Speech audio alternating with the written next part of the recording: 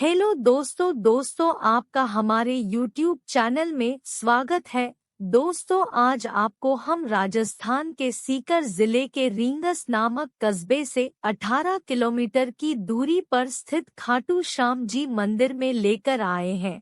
आज हम आपको खाटू श्याम जी के इतिहास के बारे में बताएंगे और यहाँ कैसे पहुँचा जा सकता है और इस मंदिर की क्या मान्यता है, इसके बारे में भी बताएंगे।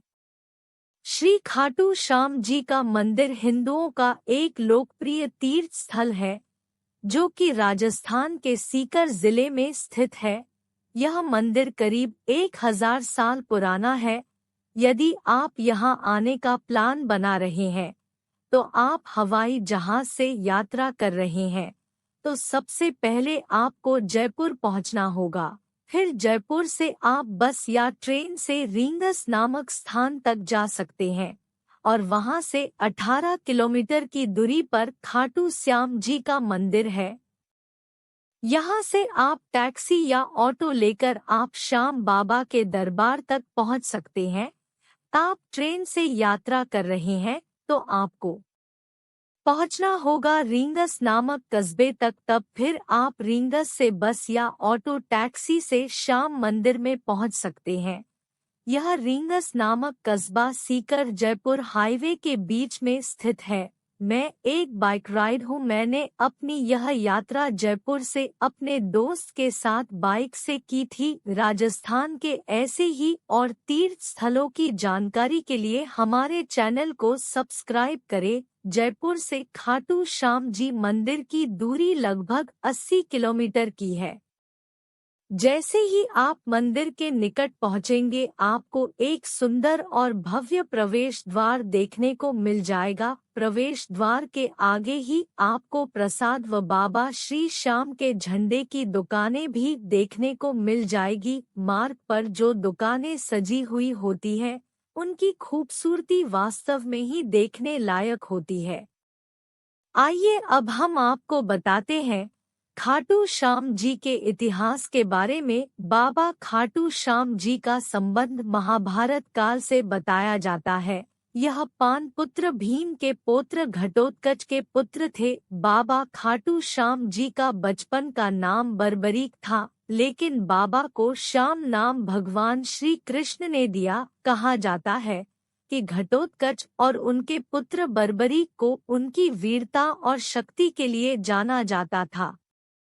जब कौरव और पांडव के बीच युद्ध होना था, तब बर्बरीक ने युद्ध देखने का निर्णय लिया था। जब भगवान श्री कृष्ण ने उनसे पूछा कि वह युद्ध में किसकी तरफ है, तब उन्होंने कहा कि जो पक्ष हारेगा तब वह उनकी तरफ से लड़ेंगे। इसी में श्री कृष्ण युद्ध का परिणाम जानते थे और उन्होंने डर था कि यह कहीं पांडु के लिए उल्टा ना पड़ जाए। बर्बरीक को महादानी भी कहा जाता था। इसी का लाभ उठाकर भगवान श्री कृष्ण ने ब्राह्मण का रूप धारण किया और बर्बरीक के सामने पहुँचे और उन्होंने दान मांगा। बर्बरीक से उन्होंने दान में शीश मांग लिया। बर्बरीक ने सोचा कि कोई साधारण ब्राह्मण ऐसा दान नहीं मांग सकता है।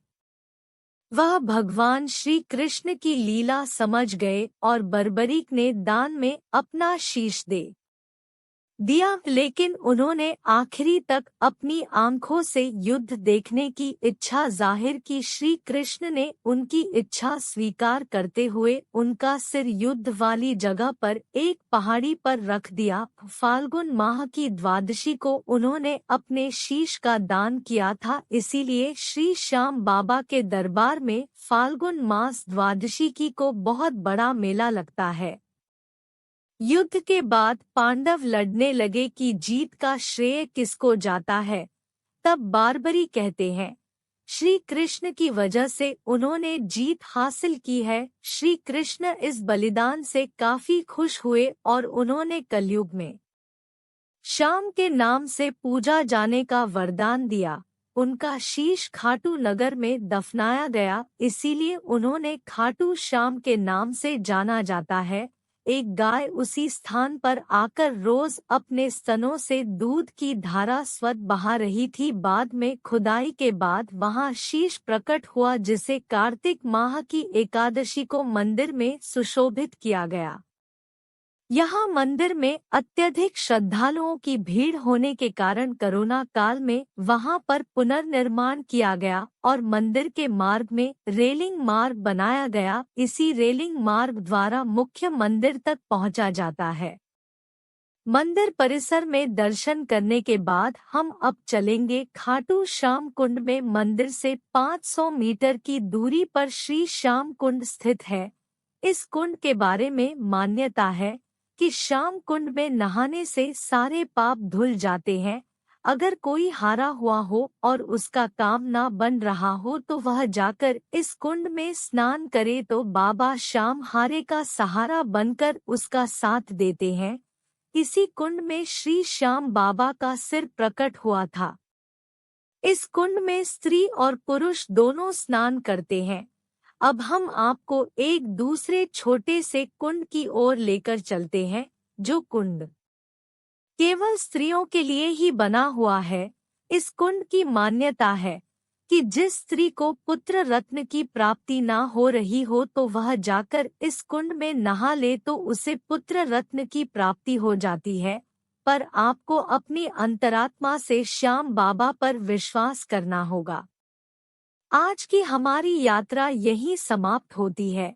ऐसी ही और जानकारी के लिए हमारे चैनल को सब्सक्राइब जरूर करें और कृपया हमें सपोर्ट करें और अपने दोस्तों के साथ इस वीडियो को शेयर करें।